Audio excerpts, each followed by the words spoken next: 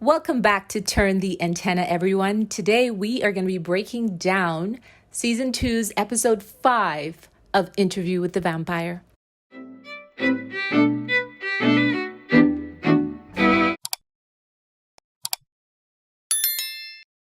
The interview and retelling of Louise's life story continues in present day. Daniel's suggestions on Louise's choice of words are that of a psychiatrist with one's patient. This repetitive behavior between the two shows to be beneficial for both parties, not only in a therapeutic sense, but in the unlocking of events. Question to Daniel. Are you not afraid pulling up Telemasca documents in front of beings that can mind read? What in the world? Daniel. Armand goes out for lunch and in walks Patrick Mahomes. When this guy came out with the shades, the first person that popped into my mind was Patrick Mahomes. If you're not a fan of football, he is the quarterback for the Kansas City Chiefs. So once Armand goes out for lunch, Daniel and Louise are left with 2 hours to themselves.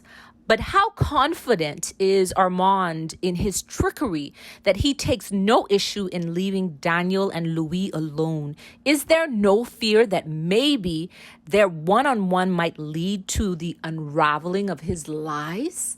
He seems not to be frightened at the discovery of the tapestry of deceit that he's woven. He is literally just walking around without a care when it comes to this.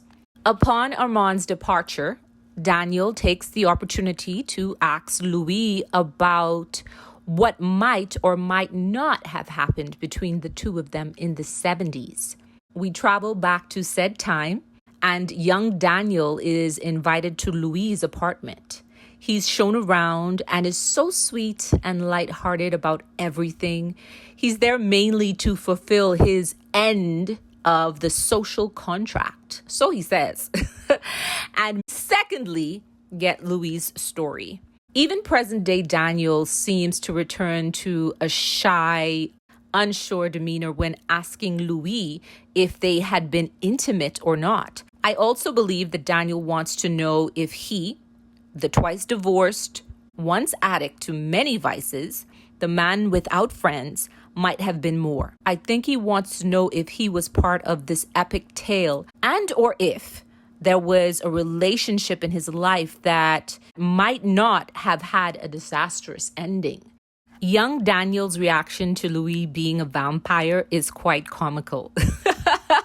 Y'all listen, when he said, "Are you the Zodiac Killer?" I almost lost it. I know that I shouldn't be laughing at that because that was something really serious, but it's a way that he said it.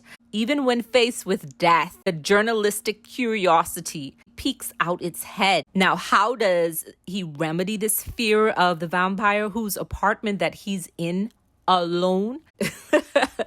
More white dust and more cigarettes. Listen, Daniel, emboldened by the party favors, is a soundboard, and it's what Louise needs. Unfortunately, after hearing Louise's tale, Daniel wants to be turned. Honestly, if I were to put myself in Daniel's shoes, had I met somebody and they gave me this epic tale and they told me the story of them being a vampire and they take me through like the timeline, mind you, no scary teeth, right? They just show me like a few tricks.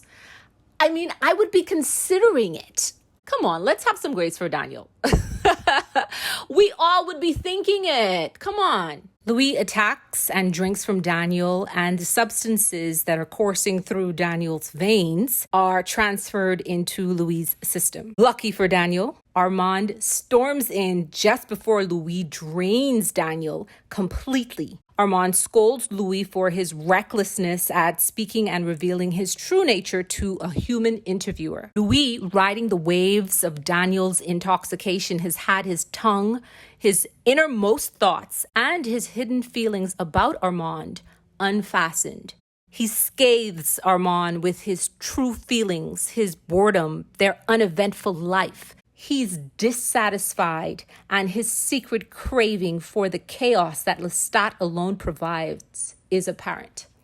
Armand, in what might be the first time, responds in kind. He blasts Louis for the constant complaining and the self-loathing, the regrets concerning Claudia, and the pining for Lestat. In present day, Daniel lets Louis hear the audio of what happened after he and Armand fought. The memory seems to have been hidden by Armand. This scene of Louis on that roof was heart-wrenching. So many years of trauma, grief, heartache, anger, frustration, and loneliness, even though he has Armand.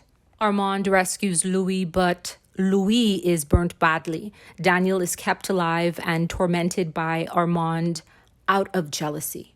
While in the process of alleviating Louis' pain from the burns, Armand reveals a theory of why Louis might have actually wanted Daniel to write about him. It was all in hopes that a published story would act as a locator beacon for Lestat to find Louis. With Louis seeking death due to his constant despair, Armand mind speaks to Lestat and allows Lestat to use his voice to speak to Louis. Lestat expresses his love, but Armand cannot find it in him to convey those feelings to Louis. Louis is apologetic for his behavior, not just for trying to embrace death, but for the decades of emotional neglect he's made Armand suffer.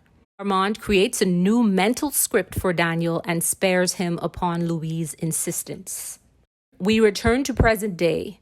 Daniel and Louis, having correctly puzzled the events of the 1970s, are now aware of Armand's deceit. The episode closes and Armand, upon returning from lunch, is told of Daniel's inquisition about true events in San Francisco. Armand then recites the same exact script that Louis uttered in the beginning of the episode. This episode was my favorite so far. The fight scene between Louis and Armand felt so real. Hearing Lestat's actual voice after the events of New Orleans was a bit emotional for me. I must say that the writers know how to pull my heartstrings when it comes to Lestat, and I cannot stand it when they do that. My question coming out of this episode, is anything that Louis is saying true? Or is he simply reciting Armand's provided script? To me, Armand is still the maître of a vampire theater. Only this time, he and Louis are the main actors.